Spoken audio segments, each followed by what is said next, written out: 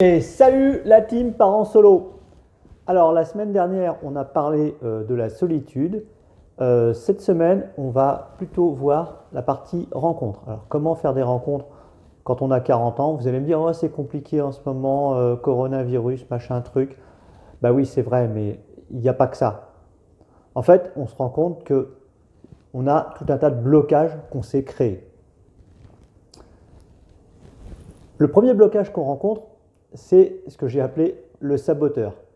C'est oh, je suis plus trop capable de ça, moi c'est un peu trop tard, non mais c'est plus pour moi tout ça. Voilà, ça c'est le petit saboteur qu'on a tous dans notre petite tête. Il est toujours là et quoi qu'on fasse, on a toujours cette petite voix qui est là. Le second blocage qu'on rencontre régulièrement aussi, c'est le trop prudent. C'est bon, alors moi ça va, j'ai donné, hein, j'ai essayé une relation, ça a été super douloureux, donc du coup non, maintenant c'est terminé, je ne m'implique pas, je reste dans ma petite forteresse, tranquillement, il m'arrive rien de bien, mais il m'arrive rien de mal. Donc ça évidemment, on est bien d'accord que pour faire des rencontres, bah, c'est compliqué.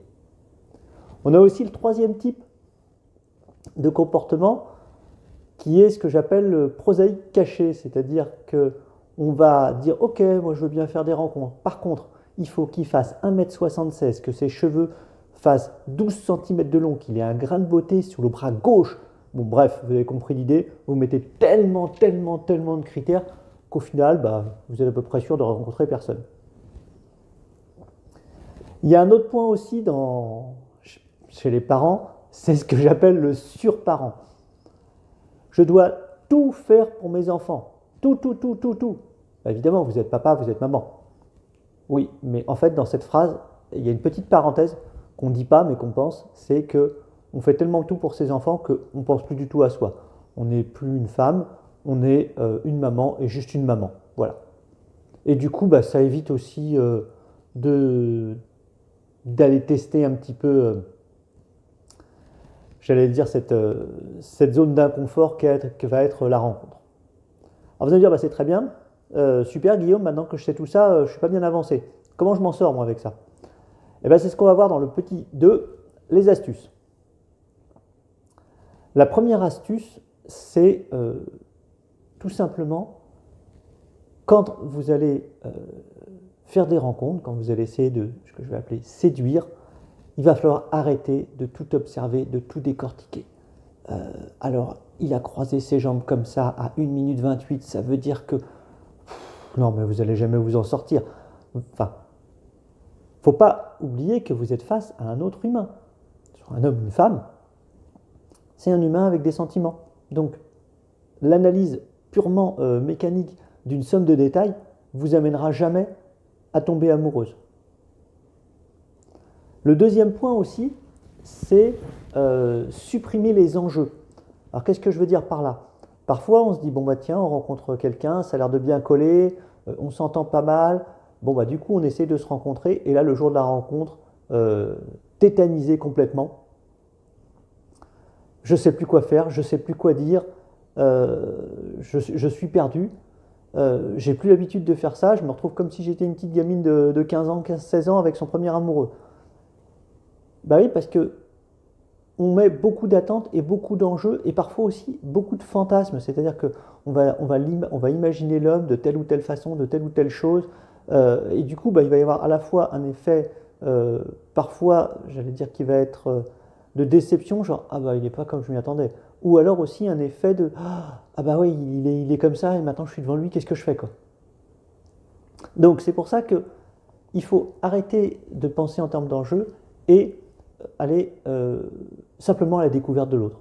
Vous allez découvrir un autre individu, peu importe ce qui arrivera. Un autre point important, c'est se montrer. C'est-à-dire que globalement, quand vous allez rencontrer quelqu'un, vous n'allez pas à un entretien d'embauche. C'est-à-dire lui dire ouais regarde j'ai un super boulot, ouais regarde je suis une super maman, ouais regarde ok c'est très bien mais c'est pas ça qui va faire tomber l'autre amoureux de vous ou inversement c'est pas ça qui va faire naître vos sentiments. Encore une fois c'est pas un entretien d'embauche. Donc au contraire montrez votre sensibilité, montrez vos défauts, montrez-vous tel que vous êtes. Pourquoi? Parce que vous allez montrer une singularité et c'est ça qu'on va chercher chez l'autre.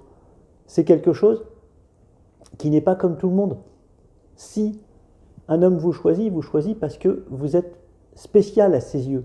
Et si vous lui dites que des choses qui sont standards pour pas être, j'allais dire, que vous êtes dans la peur de le choquer ou de dire quelque chose qui ne va pas, bah, globalement, vous n'allez jamais rencontrer quelqu'un parce que vous allez vous retrouver avec des gens qui disent ouais, bon, bah ok, c'est une fille comme une autre, quoi. Donc voilà.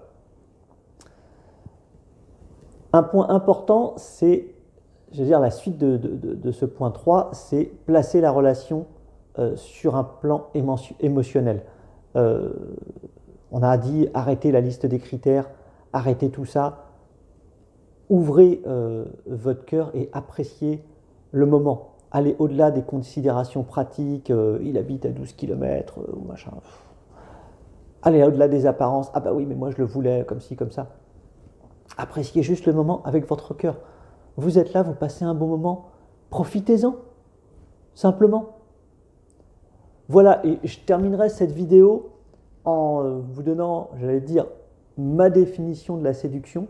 Souvent, la séduction, c'est quelque chose qui fait peur, où on s'imagine que c'est tout un tas de règles à respecter avec un livre gros comme ça. En fait, pas du tout. Pour moi, la séduction, c'est notre capacité à révéler une part de soi qui fait passer une émotion. Voilà comment je définirais l'émotion, comment je définirais, pardon, la séduction. Voilà, bah dites-moi dans les commentaires pour vous quelle est la définition de la séduction. Encore une fois, bah, si vous avez aimé cette vidéo, bah, vous n'hésitez pas à liker, à partager massivement, en espérant que ça aide un maximum de gens. Et puis bah, on se retrouve la semaine prochaine pour une nouvelle vidéo. Salut, salut la team Parents Solo!